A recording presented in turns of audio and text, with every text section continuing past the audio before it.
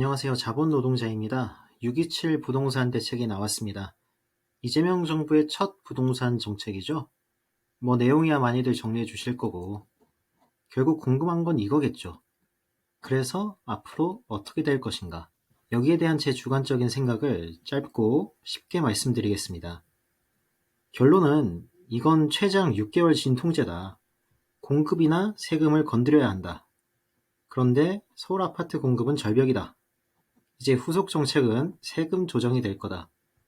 이게 제 개인적인 관점입니다. 대출 규제로 집값 잡는다? 어렵죠. 문재인 정부 때 비슷한 접근을 했다가 결국 대차게 말아먹고 정권 뺏겼습니다. 이재명 정부는 조금 억울할 겁니다. 그냥 진보 정권으로 당선된 것 뿐인데 아직 장관 정책 하나도 나온 거 없음에도 시장이 알아서 끌더니 급등했습니다. 일종의 투자자 학습 효과죠. 진보 정권은 규제로 부동산 올린다. 그래서 일단 투여한 진통제가 6.27입니다.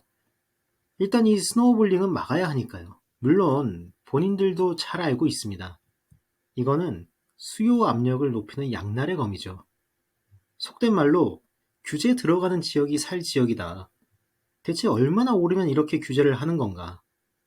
이런 시장의 심리와 줄다리기를 하는 겁니다. 정책 결정권자 입장에서는 참 아슬아슬하죠. 그래서 결국 후속 조치가 나와야 하는데 건드릴 수 있는 게 바로 세금입니다. 선거 때는 세금 안 건드린다고 했죠. 그런데 그거는 말 그대로 공약입니다.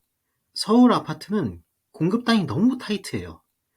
역대급 공급 절벽인데 그나마 태반이 조합원. 그게 무슨 뜻이냐. 지어지는 집은 다 주인이 있다. 신혼부부나 신규 수요자들은 조급해지죠. 거기다가 유동성 증가로 통화량도 늘어납니다. 추경 통과되는데 찬반은 입장이 다를 수 있지만 시장에 돈이 풀리면 그만큼 화폐 가치가 내려가고 부동산이나 자산 가격은 오르는 게 일반적이죠. 여기서 다른 규제를 하려면 카드는 있습니다. 토어제도 있고 조정 대상 지역도 있고 마용성에 동작이나 강동까지 거론되는 중인데 이건 상당히 현실성 있는 시나리오입니다. 그런데 이런 정책은 위에서 얘기한 도돌이표죠. 마용성도 강남 따라 오르는 건가? 지금이니? 정리하면 시장의 투자 심리는 차오르는데 서울 아파트 대단지 공급은 택도 없이 부족하고 규제 강화는 차오르는 투심에 불붙이는 양날검. 그나마 정권 내내 밀어붙일 수도 없다. 그래서 건드릴 수 있는 부분은 결국 세금이다. 이게 6.27을 보면서 들었던 저의 사견입니다. 그래도 정부가 손 놓고 있는 건 아닙니다. 압력이 차오르니까 물꼬를 터주는 중이에요. 계속 말 많은 코스피 5천이 대표적이죠. 상법 개정도 여야 합의로 통과됐습니다. 소액주주를 위한 집중투표제는 빠졌지만 그래도 일단 뭐라도 하고 있는 건 맞습니다. 유동성과 투자 심리를 부동산이 아니라 금융자산으로 돌리려는 노력으로 읽힙니다.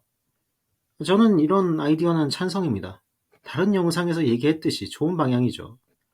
다만 서울 아파트는 비교적 필수제고 삼성전자 주식은 그렇지 않다는 점. 단순히 추경 하나만의 문제가 아니라 3분기 중 금리나 압력이 있다는 점. 이런 부분 생각하면 낙관은 조금 이르고 아직까지 넘어야 할 파도가 제법 있습니다. 일단 우회로는 뚫었는데 튼실한지는 모른다. 6.27은 진통제고 후속 조치는 나올 거다. 그런데 그 후속 조치에서 공급은 난망하고 세금은 비교적 건드릴 여지가 크다. 정리하면 이 정도로 요약되겠네요. 감사합니다. 자본노동자였습니다.